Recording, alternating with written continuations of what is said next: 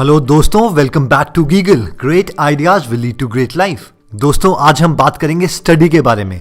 O my god, study! जी, study के बारे में। और हम आपको टिप्स देंगे जिससे आप बहुत ही इफेक्टिवली स्टडी कर सकते हैं और maximum output with minimum input ले सकते हैं। पर इससे पहले कि हम स्टार्ट करें, मैं आपको अपना थोड़ा बैकग्राउंड बताना चाहता हूं कि मैं आपको ये टिप्स क्यों दे सकता हूं। मैंने बीटेक करी है ऑलमोस्ट 80% के आसपास, एमटेक करी है ऑनर्स के साथ, और गेट में ऑलमोस्ट 2 बार मेरे 99.45 परसेंटाइल के आसपास रहे हैं। आप में से जो लोग नहीं जानते, गेट एक टेस्ट है, graduate aptitude test in engineering, जो कि आईआईटी वाले कंडक्ट करवाते हैं after BTech. Using GATE score या तो आप एडमिशन ले सकते हैं एमटेक में, या फिर एक अच्छे से पीएसयू में जॉब ले सकते हैं। अब आप में से शायद कई लोग ये सोच रहे होंगे, अरे वाह यार, ये तो बहुत इंटेलिजेंट है। अब सबसे ज़्यादा खतरनाक बात यह है कि मेरे +2 में 50% थे और सबने कहा था कि इसको आर्ट्स दिलवाओ, बीए करवाओ, इससे इंजीनियरिंग नहीं होगी।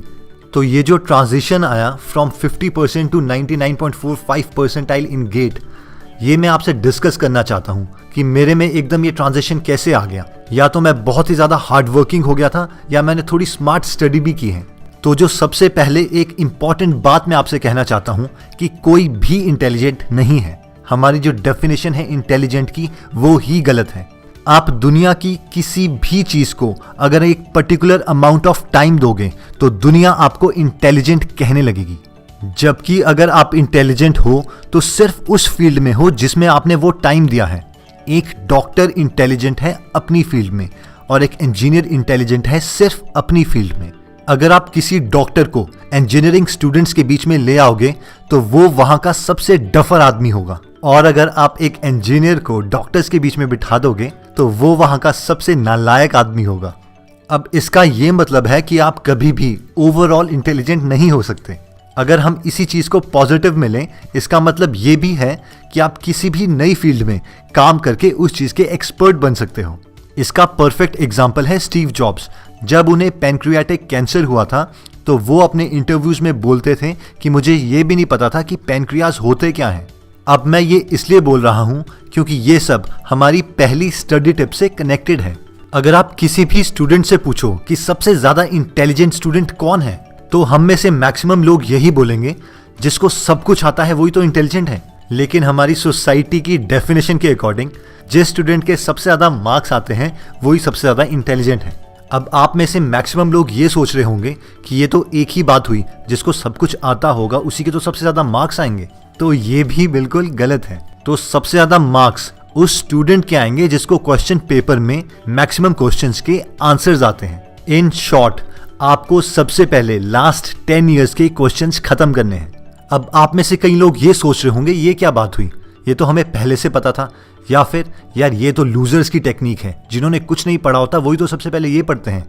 लेकिन चाहे आप आईएएस ऑफिसर्स का इंटरव्यू देखो, चाहे किसी आईआईटी के टॉपर का इंटरव्यू, उन्होंने ये स्टेटमेंट हमेशा लिखी होती है कि first solve last 10 years paper. अब चाहे आप इसको फोकस का नाम दो या फिर 80-20 प्रिंसिपल, क्योंकि कुछ पोर्शन सिलेबस का बाकी पोर्शन के कंपैरेटिवली बहुत ज्यादा इंपॉर्टेंट होता है और उसी की वेटेज सबसे ज्यादा आती है। अब हम ये नहीं बोल रहे कि आप खाली सैंपल पेपर उठाओ और उसको रटने लग जाओ। हमारा कहने का ये मतलब है कि आप सैंपल पेपर्स में से सबसे पहले एक चैप्टर के क्वेश्चन उठाओ। उस क्वेश्चन से रिलेटेड जितना कॉन्सेप्ट आपको पढ़ना है, सिर्फ वही कॉन्सेप्ट पढ़ो। अगर वो इंग्लिश का पेपर है तो सिर्फ उतनी स्टोरी, नेक्स्ट क्वेश्चन उसी चैप्टर का और फिर उससे रिलेटेड कॉन्सेप्ट, बस। फिर नेक्स्ट क्वेश्चन, फिर उससे रिलेटेड कॉन्सेप्ट। और जब आपका एक चैप्टर से सारे रिलेटेड क्वेश्चंस खत्म हो जाएंगे, तब आपका मैक्सिमम पोर्शन उस चैप्टर का खत्म हो जाएगा। खास करके वो इंपॉर्टेंट पार्ट जो हर बार आपसे पूछा जाता है और जो आपको मैक्सिमम मार्क्स भी दिलवाएगा। इस टिप का सबसे बड़ा फायदा यह है कि इसने आपकी स्टडी को ऑर्गेनाइज करवा दिया है। अब आप अपने सिलेबस का मैक्सिमम वेटेज वाला पोर्शन सबसे पहले खत्म कर रहे हो, क्योंकि यही तो क्वेश्चन आपको 10 साल से पूछे गए हैं और मैक्सिमम प्रोबेबिलिटी यही है कि अब भी इनमें से काफी क्वेश्चंस पूछे जाएंगे। इस कॉन्सेप्ट को आप समझ सकते हो डिश मेकिंग से। मान लीजिए आपको एक केक बनाना है, तो सबसे पहले आपको उसके मेन इंग्रेडिएंट्स तैयार करने पड़ेंगे, जैसे कि उसका बेस और फिर उसके ऊपर क्रीम की लेयर। अगर आप उसकी टॉपिंग्स पे कंसंट्रेट करोगे, यार चेरी लेके आनी है या ड्राई फ्रूट्स लेके आने हैं, और बेस पे कंसंट्रेट बिल्कुल नहीं करोगे, तो आपका केक कभी भी तैयार नहीं होगा। तो जो आपके लास्ट 10 इयर्स के क्वेश्चंस हैं वो उस केक का बेस हैं और बाकी सारा सिलेबस उसकी टॉपिंग्स। तो पहले आपको कोशिश करनी है कि उसका बेस को अचीव करें और टॉपिंग्स उसके बाद। और अगर आपके लास्ट 10 ईयर क्वेश्चंस खत्म हो गए हैं और आप मेहनत करना चाहते हैं, उसके बाद आप बाकी सिलेबस कवर कर सकते हैं। इससे आपके ज़्यादा मार्क्स भी आएंगे और एटलीस्ट अगर बीच में आपके पास टाइम कम भी रह गया तो उसका आपने मेन पोर्शन तो वैसे भी खत्म कर ही दिया है। जो नेक्स्ट सबसे ज़्यादा इंपॉर्टेंट टिप है वो है कैटेगराइज कैटेगराइज कैटेगराइज। यानी आपको सेम टाइप के क्वेश्चंस एक तरफ रखने हैं। इसके लिए हम एग्जाम्पल ले लेते हैं, जैसे कि मान लीजिए आपके पास सब्जेक्ट है मैथमेटिक्स। अगर आप ध्यान से एक चैप्टर को देखें तो मैक्सिमम से मैक्सिमम आपके एक चैप्टर में 20 कॉन्सेप्ट से ज़्यादा नहीं होंगे। तो आपको वो 20 कॉन्सेप्ट्स हर चैप्टर के स्टार्टिंग में लिख लेने हैं एज अ नोट, और उन सेम 20 कॉन्सेप्ट्स के ऊपर 20 से 25 क्वेश्चंस ही सॉल्व करने हैं, ना कि 100 या 1000 क्वेश्चंस। और अगर आपके पास ज़्यादा टाइम है तो भी उन्हीं 20 क्वेश्चंस को बार बार सॉल्व करना है। इस स्टडी टिप में जो हम मेन चीज़ आपको बताना चाहते हैं वो है कंडेंस करना। अपने सिलेबस को जितना छोटा आप कर सकें उतना फ़ायदा रहेगा। यानी जब आपका पूरा सिलेबस खत्म हो तो ऐसा ना हो कि आप देख रहे हो यार ये 500 पेजेस की बुक थी, पता नहीं कितना याद है, कितना क्या है। रादर आपको ये होना चाहिए यार कुछ नहीं, इसमें 12 चैप्टर्स हैं, पहले में ये 4 चीज़ें ही हैं, दूसरे में ये 5, दूसरे में ये 6, और इस तरीके से आपका पूरा सिलेबस कंडेंस होके आपके ब्रेन में होना चाहिए। और इसमें एक और इम्पॉर्टेंट चीज़ जो हम आपको बताना चाहते हैं कि अपनी बुक में ही नोट्स बनाना प्रेफर करें। इनमें से मैक्सिमम लोग ये सोचते हैं यार ये बुक गंदी हो जाएगी या इसको तो हम दोबारा बेच भी सकते हैं, खास करके गर्ल्स। लेकिन हम आपसे रिक्वेस्ट करेंगे कि मैक्सिमम टाइम्स आप नोट्स उसी में बनाएं। इससे 2 फायदे होंगे। पहला, जब आप काफ़ी दिनों के बाद उन बुक्स को खोलोगे तो आप थोड़े मोटिवेटेड फील करोगे, चलो यार कुछ तो पढ़ा है, बेशक आपको उनमें से मैक्सिमम पोर्शन याद भी ना आ रहा हो। दूसरा, आपके नोट्स गुम होने का डर भी कम रहता है और साथ ही साथ आपका पूरा सिलेबस एक तरह से कंडेंस्ड रहता है। मान लीजिए आपने पहले क्वेश्चन में लिखा है कि ये ऑलमोस्ट सिमिलर है 8th क्वेश्चन के साथ, और वैसे ही 9th क्वेश्चन सिमिलर है 15th के साथ, तो आप अपने सिलेबस को कंडेंस कर रहे हो और वो सारा का सारा अवेलेबल उसी बुक में है। इसी तरह से मैथ्स के अलावा कोई भी सब्जेक्ट हो उसे कंडेंस किया जा सकता है। बेशक अभी आपको लग रहा हो कि नहीं यार ये वाला सब्जेक्ट नहीं किया जा सकता, लेकिन अभी तक आपको वो तरीका नहीं आया है शायद, लेकिन हर सब्जेक्ट को बहुत ज़्यादा कंडेंस किया जा सकता है। और फाइनली दोस्तों आता है टेंशन।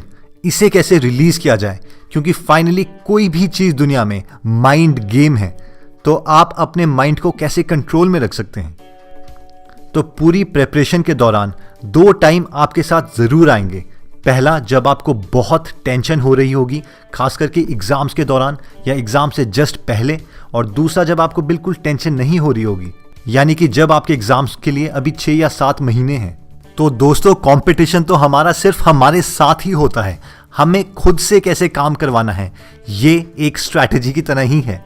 तो इसके लिए जो स्ट्रैटेजी मैं यूज़ करता था वो ये था कि जब मैं बहुत ज़्यादा रिलैक्स होता था, यानी मेरे एग्ज़ाम के लिए अभी काफ़ी सारे दिन बचे हैं, तो मैं अपने को ज़बरदस्ती टेंशन दिलवाता था, बार बार ये थॉट्स ला के, यार इस तरीके से तो मैं अपनी लाइफ में कुछ भी नहीं कर पाऊंगा, वो +2 वाली चीज़ दोबारा से रिपीट हो जाएगी, मैं अपना कोई भी ड्रीम अचीव नहीं कर पाऊंगा और ऐसे ही एक यूजलेस आदमी की तरह मर जाऊंगा। और इसी तरीके से जब एग्ज़ाम्स का टाइम आता था और मुझे बहुत ज़्यादा टेंशन होने लगती थी, तो अब मुझे पता था कि मुझे अपनी टेंशन रिलीज़ करनी है।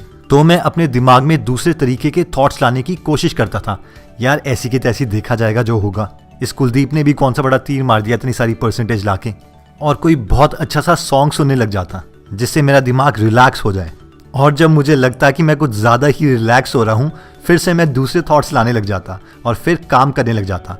फाइनली इसका ये मतलब है कि हमें खुद से काम करवाना है, कभी टेंशन लाके कभी टेंशन रिलीज़ करके, और हम कभी एक स्टेट में नहीं रह सकते। हमें ये बैलेंसिंग गेम खेलते रहनी पड़ेगी ताकि हम खुद से काम करवा पाएँ और मैक्सिमम से मैक्सिमम स्कोर ला पाएँ। और एक बार एग्ज़ाम हो गया तो हम कुछ नहीं कर सकते, फिर दोबारा से हमें अपनी टेंशन रिलीज़ कर देनी है। चलिए दोस्तों, अगर आपको हमारा ये वीडियो पसंद आया तो आप इसको लाइक कर सकते हैं। अगर आपको लगता है कि आपके किसी फ्रेंड या फैमिली मेंबर के ये वीडियो काम आ सकती है तो आप उनके साथ ये वीडियो शेयर कर सकते हैं। अगर किसी टॉपिक पे आप चाहते हैं कि हम वीडियो बनाएं तो आप कमेंट में लिख सकते हैं, क्योंकि हम हर कमेंट पढ़ते हैं। अगर आप बहुत इंटरेस्टिंग आर्टिकल्स पढ़ना चाहते हैं और फ्री पीडीएफ लेना चाहते हैं तो आप हमारी वेबसाइट पे भी जा सकते हैं www.greatideasgreatlife.com। आप हमारे साथ फेसबुक पर भी जुड़ सकते हैं, facebook/greatideasgreatlife।